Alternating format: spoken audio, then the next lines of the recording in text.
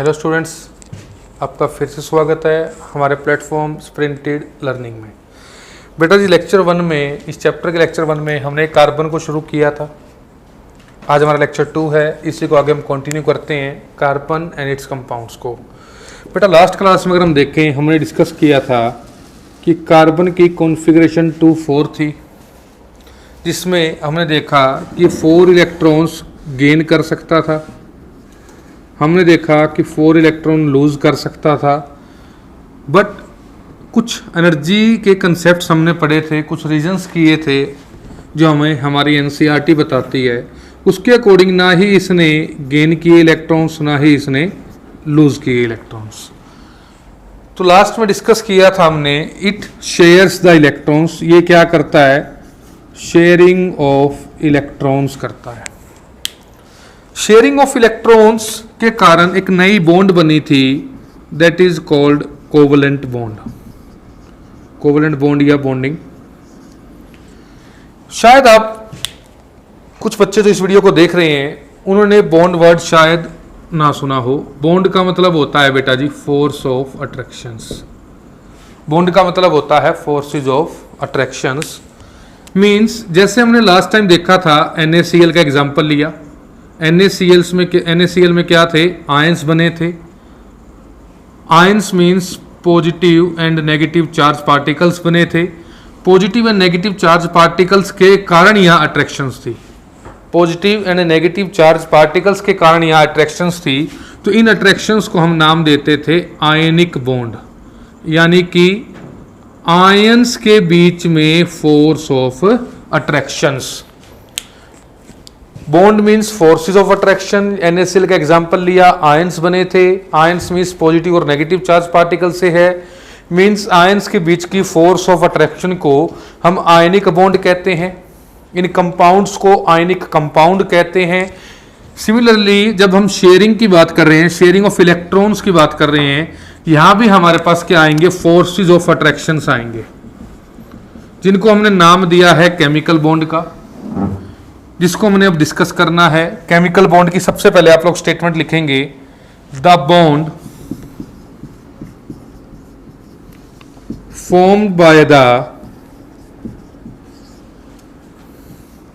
Mutually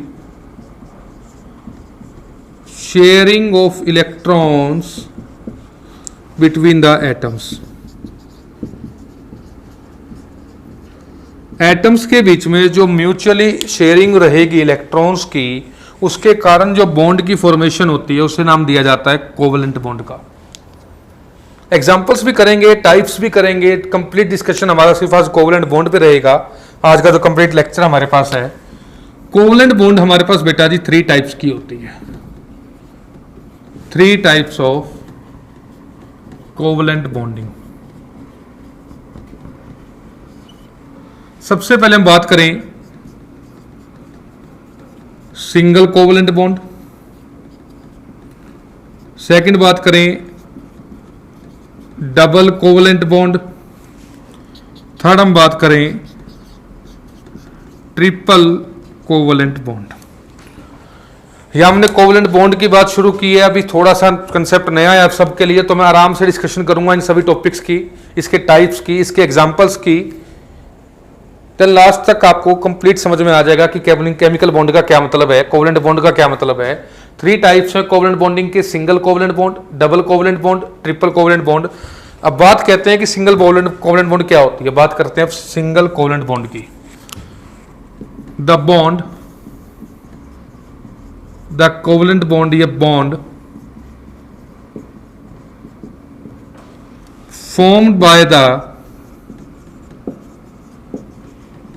formed by the mutual sharing of one pair of electrons। जो one pair of electrons, ये word का ध्यान दें, one pair of sharing of electrons के बाद जो बॉन्ड बनती है उसे कहते हैं single covalent bond, represented by single dash. Double means यहाँ 2 पेयर्स शेयर होंगे, 2 पेयर्स ऑफ इलेक्ट्रॉन शेयर होंगे, उससे डबल बॉन्ड बनती है, represented by double dash. Triple covalent bond means यहाँ पे 3 पेयर्स ऑफ इलेक्ट्रॉन्स शेयर होंगे, यहाँ बनेगी triple bond represented by triple dash. आप इन सब बातों को वीडियो पॉज करके नोट डाउन कर लें, फिर हम इनके एग्जांपल्स को डिस्कस करते हैं। सबसे पहले हम उन एग्जांपल्स को डिस्कस करेंगे जो हमारी एनसीईआरटी कैरी करती है, उसके बाद कुछ एक्स्ट्रा एग्जांपल्स रहेंगे, उसके बाद उनकी सभी की डिस्कशन रहेगी, फिर आपको टॉपिक कंप्लीट समझ में आ जाएगा कोवेलेंट बॉन्डिंग।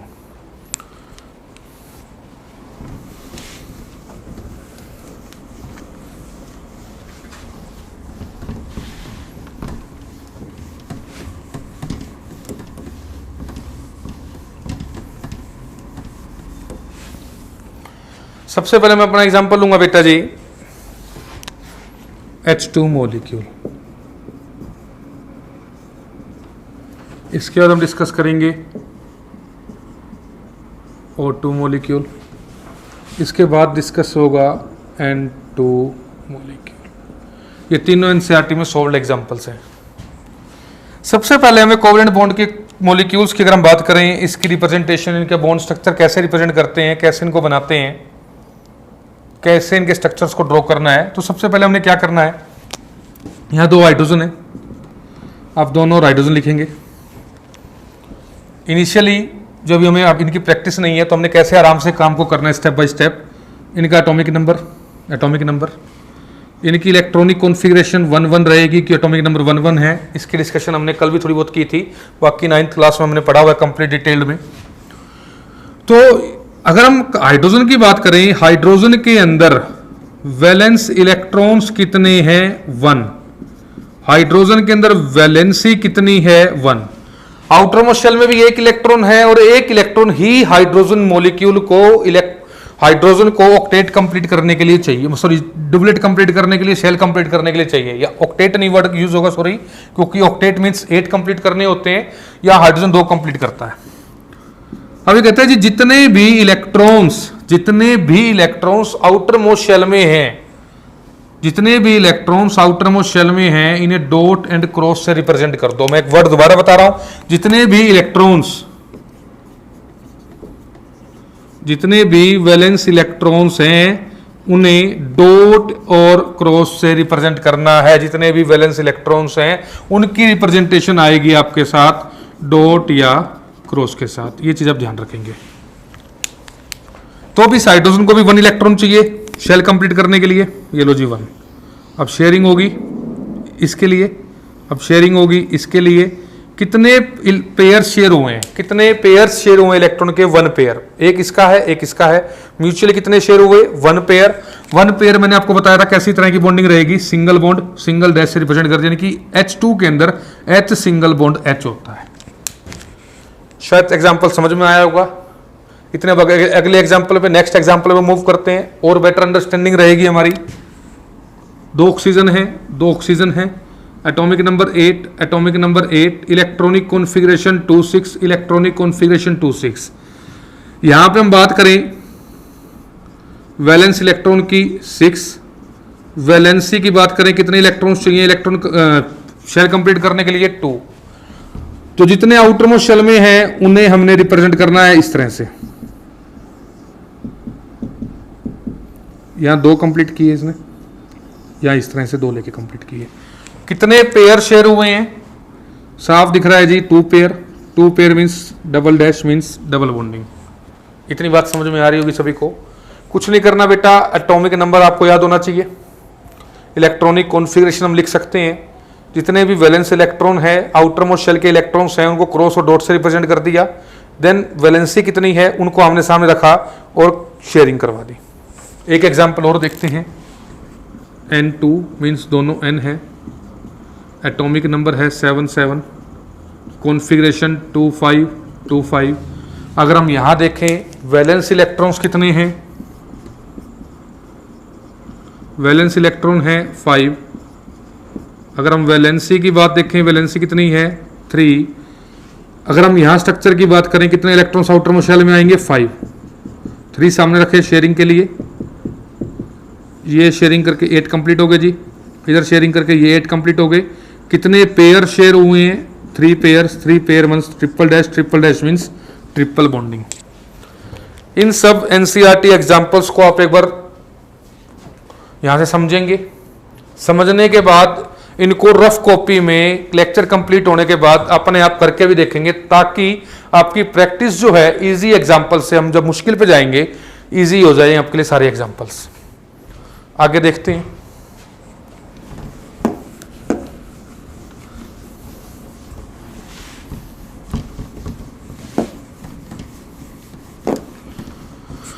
अब कुछ नए एग्जाम्पल्स हमारे सामने हैं। अभी तक जो मैंने एग्जाम्पल्स किए थे इसमें क्या था, H2, O2, N2 means similar kind of atoms थे।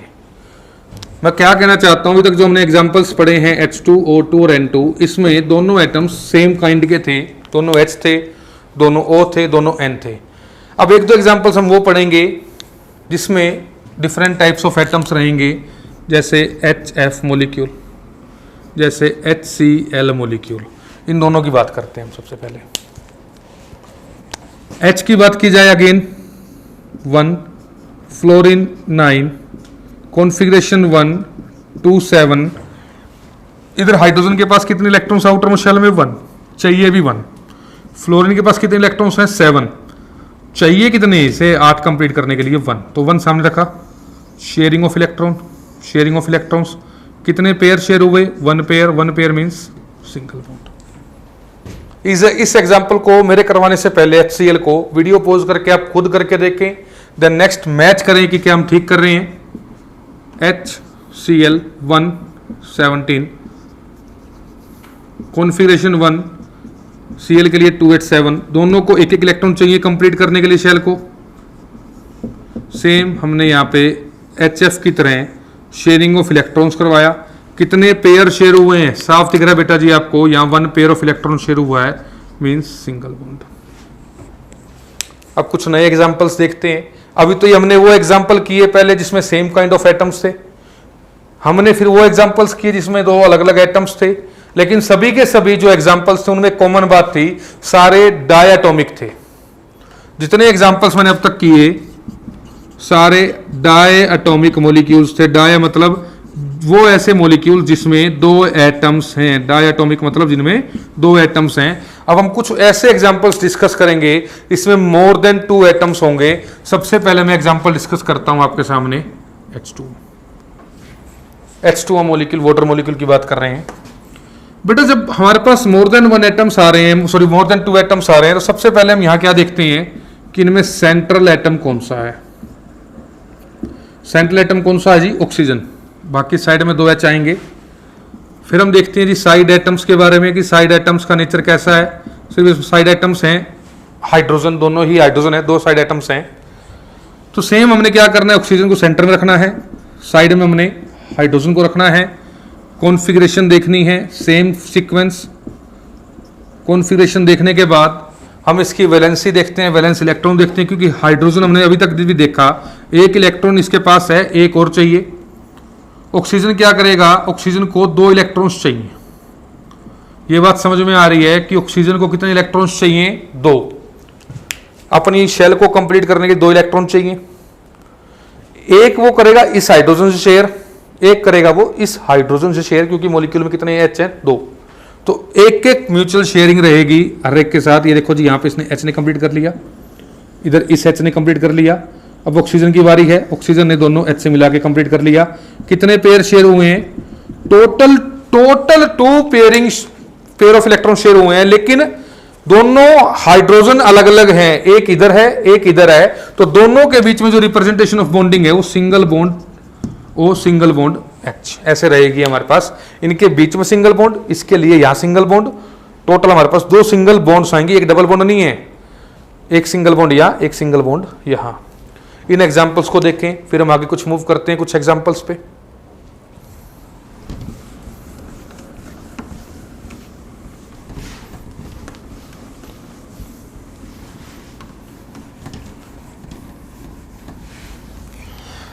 आगे देखते हैं बेटा जी, नया एग्जांपल हमारे पास क्या है, NH3 मॉलिक्यूल, अमोनिया का मॉलिक्यूल। इसमें साइड एटम्स 3 हो गए हैं। सेम कुछ नहीं है, तीन तरफ अपने H लगाना है। एटॉमिक नंबर 7 होता है N का, कॉन्फ़िगरेशन 2 5 होती है। हमने पिछले लास्ट में भी एग्जांपल्स में देखा, हाइड्रोजन के पास एक एक इलेक्ट्रॉन ही रहेगा आउटर मोस्ट शेल में, लेकिन N के पास हमारे पास 5 इलेक्ट्रॉन्स हैं। एक इलेक्ट्रॉन H के साथ शेयर करेगा, तो यहाँ से शेयरिंग रही। ये एक इलेक्ट्रॉन यहाँ से भी H के साथ शेयर करेगा, ये और यहाँ से भी एक शेयर करेगा। 3 पेयर्स ऑफ इलेक्ट्रॉन शेयर हुए, ये 2 अनशेयर्ड रह जाते हैं। इनकी बात आगे करेंगे, इनको क्या कहते हैं। लेकिन यहाँ भी हमारे पास जो कंसेप्ट है सिर्फ और सिर्फ बॉन्ड फॉर्मेशन की बात कर रहे हैं, इन स्ट्रक्चर्स की बात कर रहे हैं। N का स्ट्रक्चर रहा, अमोनिया का स्ट्रक्चर रहा, सॉरी ये, ठीक है जी। उसके बाद हम देखें एक नया molecule, that is CH4 molecule. इसमें 4 साइड एटम्स हैं, 4 H हमारे पास हैं। Atomic number same, configuration 4 hydrogens हमारे पास चारों तरफ लगेंगे। एक एक इलेक्ट्रॉन सभी के पास है। कार्बन भी क्या करेगा, 4 इलेक्ट्रॉन इसके आउटर मोस्ट शेल में हैं, चारों हाइड्रोजन से सिंगल सिंगल शेयरिंग करेगा, म्यूचुअली शेयरिंग करेगा इलेक्ट्रॉन्स की। यहाँ से देखें H की कंप्लीट है जी शेल, यहाँ H की कंप्लीट है, यहाँ H की कंप्लीट है, H की कंप्लीट है। सभी हाइड्रोजन से ने अपनी शेल कंप्लीट कर लिया। अब कार्बन की बारी है, कार्बन ने भी अपनी शेल को कंप्लीट कर लिया है। सभी ने सिंगल बॉन्ड बनाई है विद कार्बन, सभी हाइड्रोजन ने सिंगल बॉन्ड बनाई है with hydrogen, with carbon sorry. ये हमारे पास CH4 का स्ट्रक्चर रहेगा। इतनी बात सबको समझ में आनी चाहिए। आ रही बेटा सभी को समझ में? अगला एग्जाम्पल करते हैं। अभी तक सारे एग्जाम्पल हमने कौन से किए, जिसमें सारे या तो सेम एटम्स थे H2N2O2, या हमने फिर साइड एटम को चेंज किया, नेचर चेंज किया, HFHCl। फिर हमने मोर देन 2 एटम्स के एग्जाम्पल किए, H2O NH3 CH4। अब मैं कुछ एक और एग्जाम्पल कर रहा हूँ जो हमारी NCERT में दिया हुआ है, CO2 मोलिक्यूल। इसमें H नहीं है, विदाउट H ये एग्जाम्पल रहेगा, NCERT का एग्जाम्पल है। इसका क्वेश्चन करके देखते हैं कि कैसा रहेगा। अगेन मैं रिपीट करूंगा कि वीडियो को पॉज करें, इस एग्जाम्पल को पहले खुद ट्राई करें, क्योंकि NCERT का एग्जाम्पल है, अच्छा एग्जाम्पल है, तो इसको अभी तक के हिसाब से आप खुद ट्राई करें और देन लास्ट में फिर मैच करें कि हमारा और आपका क्या आंसर सेम है या डिफरेंट है। सबसे पहले वही साइड एटम्स की बात करें, carbon sorry side atoms oxygen, centre atom carbon. Atomic number 8, configuration यहाँ अगर हम बात करें 2 6 2 4 2 6। अगर हम यहाँ बात करें एटॉमिक नंबर 6 है, सॉरी कॉन्फ़िगरेशन लास्ट में 6 आ रही है, यहाँ 4 आ रही है, यहाँ 6 आ रही है, मीन्स इसे 2 इलेक्ट्रॉन्स चाहिए, कार्बन को टोटल 4 चाहिए, इस ऑक्सीजन को 2 चाहिए। तो इसी तरह से इनकी रिप्रेजेंटेशन आएगी। 2 सामने रखो, बाकी 4 सराउंडिंग में। इस कार्बन ने 2 हिस्से शेयर करने हैं और इस कार्बन ने 2 हिस्से शेयर करने हैं। यहां से अगर हम बात करें, यहां से शेयरिंग ऑफ इलेक्ट्रॉन्स हो गया, 8 कंप्लीट है जी। यहां से हम बात करें शेयरिंग ऑफ इलेक्ट्रॉन है, यहां से 8 कंप्लीट है। अगर हम यहां से बात करें, कार्बन ने दोनों ऑक्सीजन से 2 इलेक्ट्रॉन शेयर किए।